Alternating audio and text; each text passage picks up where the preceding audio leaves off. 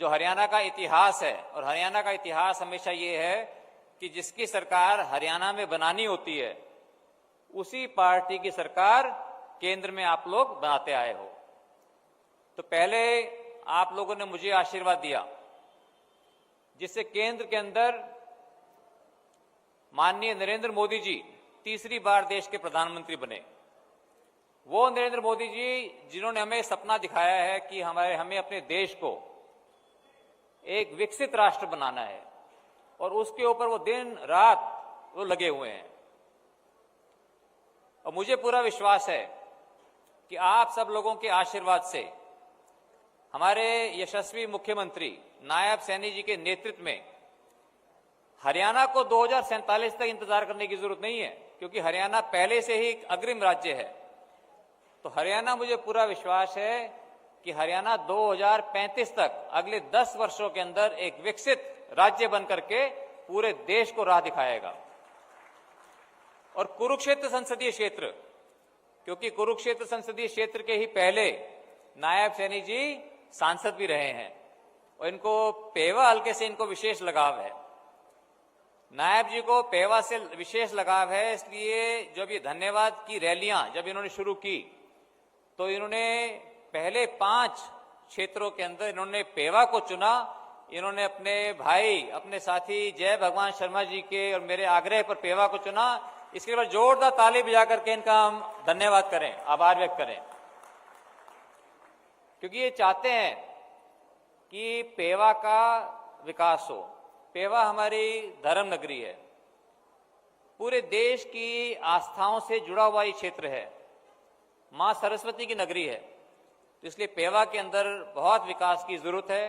हमारी बहुत लंबी चौड़ी हमारा जो है मांग पत्र है, लेकिन अभी बहुत सी बातें मेरे भाई जय भगवान जी ने भी रखी, मैं उन बातों को दोहराना नहीं चाहता। और जितना मैं या जय भगवान जी हम माननीय मुख्यमंत्री जी को, नायब सैनी जी को बताएंगे, उससे ज्यादा नायब सैनी जी खुद जानते हैं। वो खुद जानते हैं कि पेवा के अंदर किन किन चीजों की आवश्यकता है, क्या करने से पेवा के लोग, पेवा के जितने भी गांव हैं, वहां और ज्यादा खुशहाली कैसे होगी। तो हम सब मिलकर हम काम करेंगे यहां पर, ताकि पेवा का विकास हो। पेवा में जन जन का, हर वर्ग का, चाहे वो हमारे किसान भाई हैं, मजदूर भाई हैं, कर्मचारी हैं, आड़ती भाई हैं, दुकानदार हैं, जितने भी लोग हैं, महिलाएं, माताएं, सभी के लिए। मैं पीछे तक गया था, वहां माताओं ने मांग रखी थी, प्लॉटों की मांग रखी थी।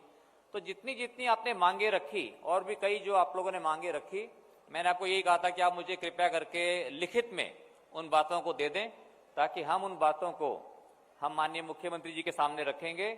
और जितना भी ज्यादा से ज्यादा जो हो सकता है, वो मुझे पूरा विश्वास है कि नायब सैनी जी वो करके दिखाएंगे हमारे को। साथियों, मेरा खास करके मेरा ध्यान यही रहेगा कि किस तरह से कृषि के क्षेत्र में हम आगे बढ़ें, कि हमारे किसानों की आय दुगनी हो। किस तरह से शिक्षा के क्षेत्र के अंदर हमारे बच्चे जो स्कूलों में पढ़ते हैं, खास करके मैं सरकारी स्कूलों की बात कर रहा हूं, गांवों के अंदर स्कूलों की बात कर रहा हूं। मेरा तो सपना यह है कि सारे के सारे स्कूल जो है उनके अंदर इंग्लिश मीडियम के अंदर, शुरू से इंग्लिश मीडियम के अंदर उनको पढ़ाया जाए, ताकि उन बच्चों का भविष्य उनका उज्जवल हो।